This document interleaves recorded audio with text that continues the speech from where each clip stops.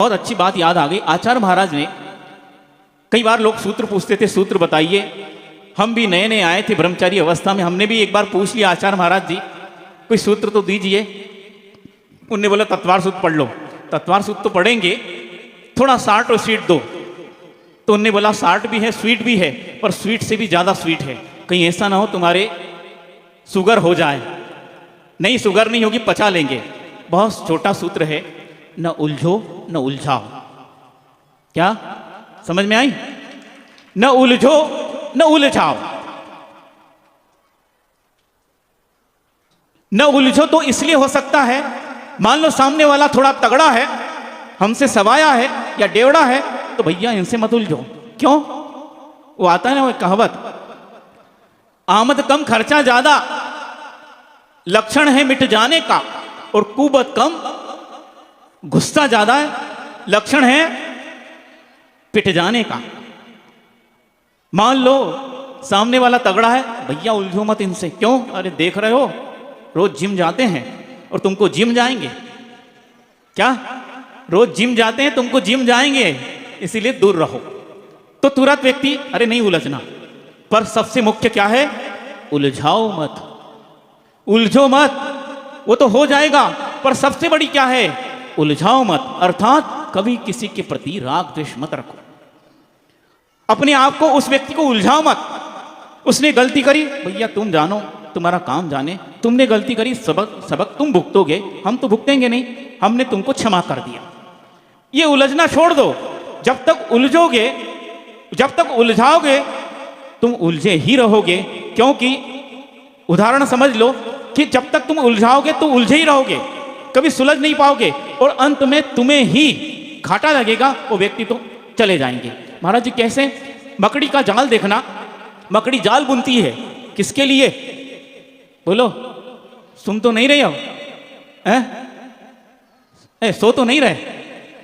सुन तो नहीं रहेगा, सुन तो रहे हैं, सो तो नहीं रहे ना। अभी कैसे सोएंगे महाराज जी? डब्बे की खुशबू आ रही है, ऐसे कैसे सो पाएंगे? मकड़ी जाल बुनती है, कभी भी अपने लिए नहीं बुनती। किसके लिए बुनती है? दूसरों के लिए, अर्थात उलझाने के लिए। हमने क्या बोला कि उलझाना छोड़ दो। मकड़ी जाल बुनती है दूसरों के उलझाने के लिए। कभी दो चार कीड़े फंस भी जाते हैं, लेकिन होता क्या है, जब वो जाल पुराना होता है और उसको देखो तो कोई कीड़ा उसमें नहीं है, लेकिन एक व्यक्ति है। कौन? स्वयं मकड़ी उसमें उलझी पड़ी है और मृत्यु हो गई। जितने भी पुराने जाले देखना, वहां कोई कीड़ा नहीं मिलेगा, मकड़ी मिलेगी जरूर। मकड़ी तुम कैसे उलझ गई? तुम कैसे उलझ गई? तुमने तो जाल बुना था लोगों को, कीड़ों को उलझाने के लिए, फंसाने के लिए। फंस भी गए कुछ, लेकिन अंत क्या हुआ? अंत स्वयं ही वो मकड़ी उस जाल में फंस गई और अपने प्राणों को गवा दिया। इसलिए उलझाना छोड़ दो, क्योंकि उलझाओगे तो एक दिन स्वयं ही उस जाल में फंस जाओगे और आपका ही अंत हो जाएगा। इसलिए सबसे पहले क्षमा मांगने से पहले क्षमा करना सीखो। यदि क्षमा कर दिया तो निश्चित रूप से क्षमा मांगने में कभी शर्म नहीं आएगी। व्यक्ति गर्व से क्षमा मांगेगा, गर्व अर्थात अहंकार से नहीं कि अहो सौभाग्य मेरा कि मुझे पता चल गया ये मेरी गलती है, इसलिए मैं क्षमा मांग रहा हूं। लेकिन वही व्यक्ति मान सकता जो व्यक्ति क्षमा करना जानता होगा। जो क्षमा करना नहीं जानता वो व्यक्ति क्षमा मांग ही नहीं सकता, और मांग भी लेगा तो केवल शब्दों का उच्चारण होगा और हृदय में वही मेलापन होगा। इसीलिए मेले में आए हैं बंधुओं, यदि मेले में शरीर मिल रहा है, इस मेले को मनाना का कोई काम नहीं है। यहां पर आकर मन मिला, यदि मन में ही मिला तो शरीर से मिलने से कोई मतलब नहीं। बहुत अच्छी संस्मरण याद आ गया, सुना दें? कई अंतों को देर तो नहीं हो रही? नहीं हो रही। हमको तो जाना है, हमारी अंतों तो पड़ी है अभी। महाराज जी आप भी अंतों लेते हैं? भैया तुमसे बड़ी लेते हैं और देर तक लेते हैं, पर वो अंतों तुम्हारे काम नहीं आएगी। क्यों? क्योंकि वो अंतों हमारी है, प्रतिक्रमण सामायिक। समझे? हाँ। तो क्या है, आचार्य महाराज से यही बात पूछी कि भगवान हम इतनी आपकी भक्ति करते हैं, आपके करीब रहते हैं, तो आपको कैसा क्या लगता है? तो आचार्य महाराज ने बहुत सुंदर बात की।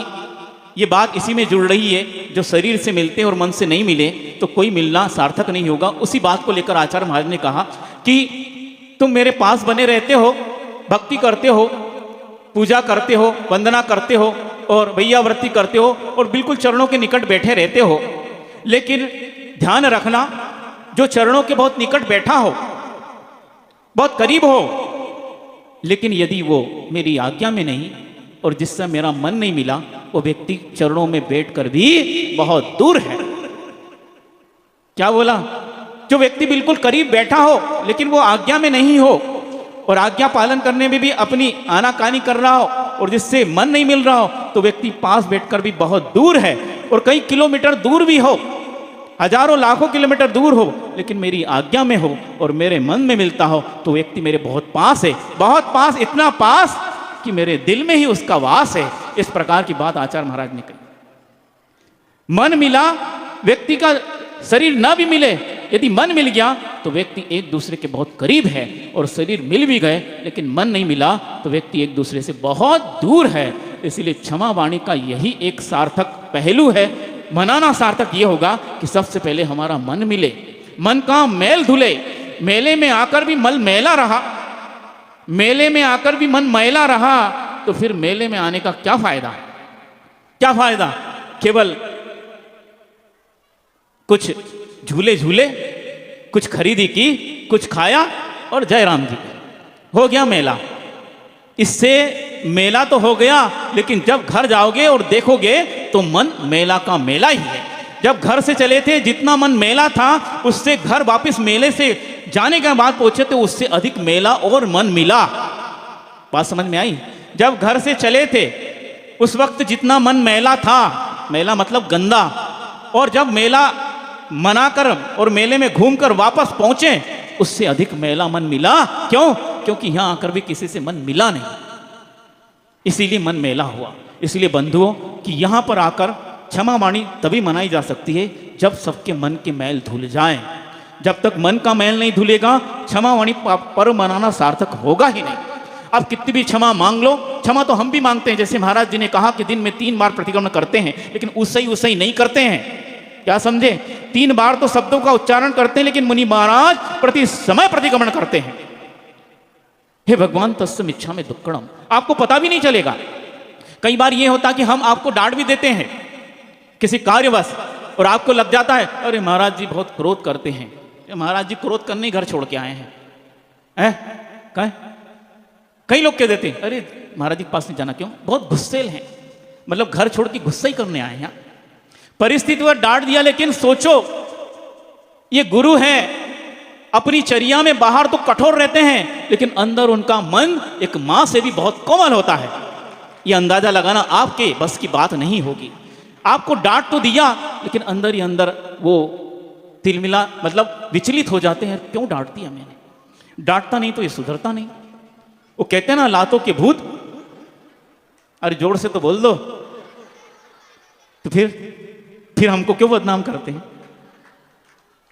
जब होता ही है फिर हमको बदनाम क्यों करते हैं? नहीं, हम वैसे भूत थोड़ी हैं, तो क्या तुम भगवान हो?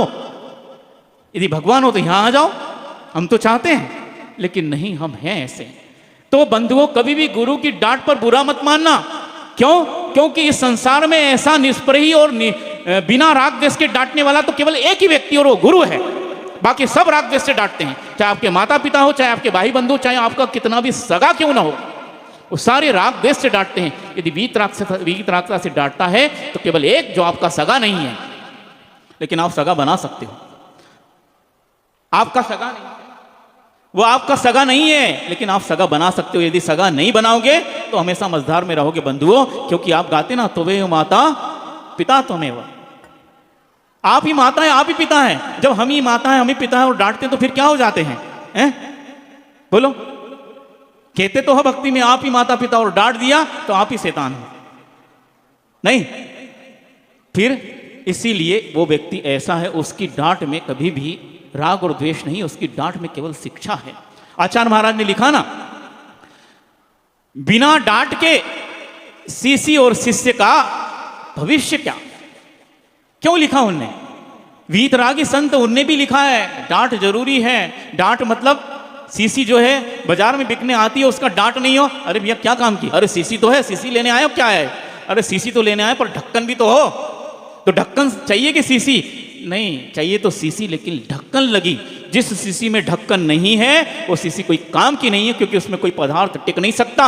और जिस शिष्य में डांट नहीं लगी है उस शिष्य में कभी मर्यादा टिक नहीं सकती, अनुशासन टिक नहीं सकता, सम्यक दर्शन सम्यक ज्ञान चारित्र टिक नहीं सकते जिस शिष्य में डांट नहीं है। जो डांट से बाहर हो गया वो शिष्य मर्यादा से बाहर, और वो स्वच्छंद हो जाएगा, फिर वो शिष्य नहीं कहलाएगा।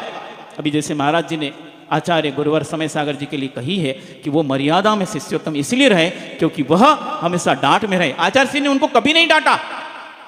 क्यों नहीं डांटा?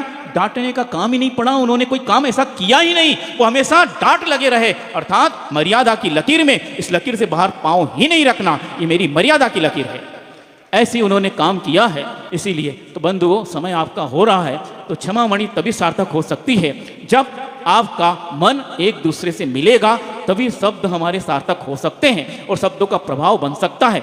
जब शब्द मन से निकलते हैं, दिल से निकलते हैं, तो व्यक्ति के दिल में प्रवेश करते हैं। जब शब्द केवल मुंह से निकलते हैं तो केवल कान तक रहते हैं और वहीं नष्ट हो जाते हैं। जो शब्द दिल से निकलते हैं वो कान में प्रवेश करके वहीं तक नहीं टिकते, दिल में उतर आते हैं और व्यक्ति सोचता है कि यार इनने दिल से क्षमा मांगी है, मैं दिल से क्षमा करता हूं, तब मिल जाके दिल मिलेंगे। बहुत अच्छी एक मेले की बात है, मेले की ही बात है। आचार्य महाराज कई बार सुनाते थे और हमने भी उन्हीं के मुख से सुना, कहीं पढ़ा नहीं, आज तक नहीं पढ़ा, सुना ही बस है।